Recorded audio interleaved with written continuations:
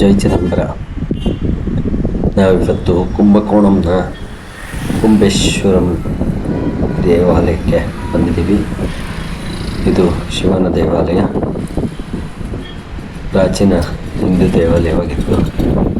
ಇದನ್ನು ಮೂಲತಃ 9ನೇ ಶತಮಾನದಲ್ಲಿ ಚೋಳ ರಾಜವಂಶಸ್ಥರು ನಿರ್ಮಿಸಿದರು.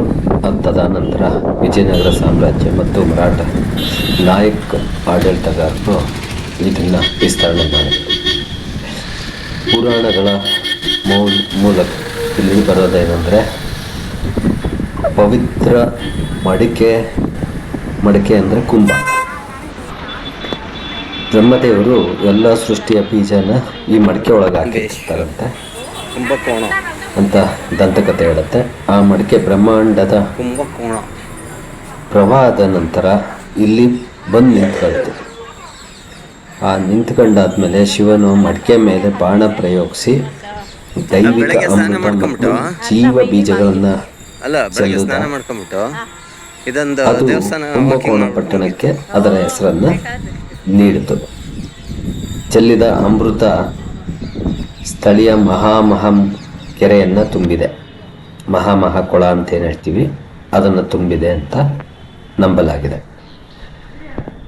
ಇದನ್ನು ಪ್ರತಿ 12 ವರ್ಷಗಳಿಗೊಂದ್ಸಲ ನಾವು ಕುಂಭಮೇಳ ಮಾಡೋ ಥರ ಇಲ್ಲೂ ಕೂಡ 12 ವರ್ಷಕ್ಕೊಮ್ಮೆ ಈ ಕೆರೆಯನ್ನು ಕುಂಭಮೇಳದ ಥರ ಆಚರಣೆ ಮಾಡ್ತಾರೆ.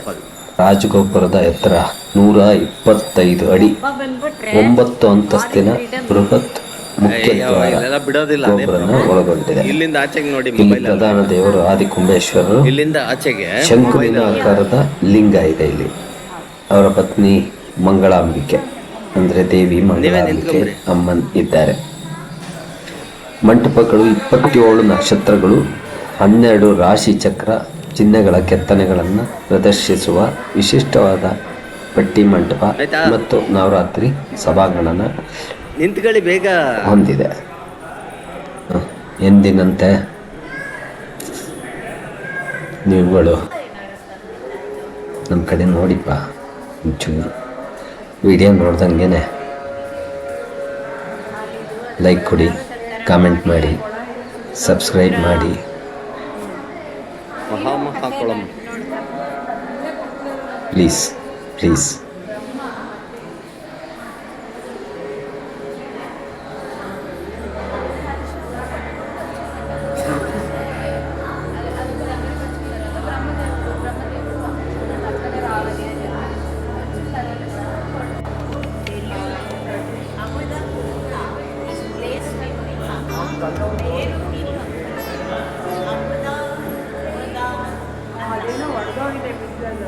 Is floating in the head and moving towards the top.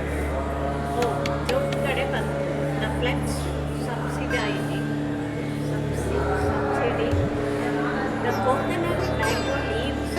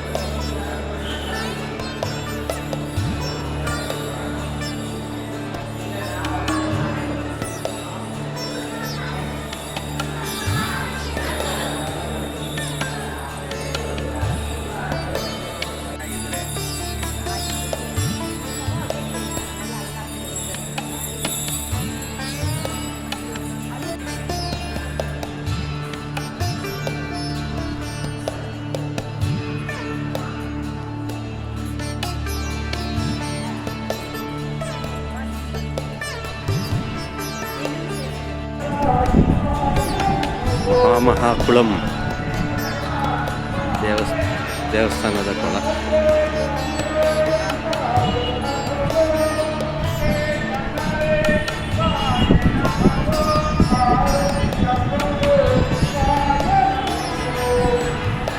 Kashi ವಿಶ್ವನಾಥನ ದೇವಸ್ಥಾನ.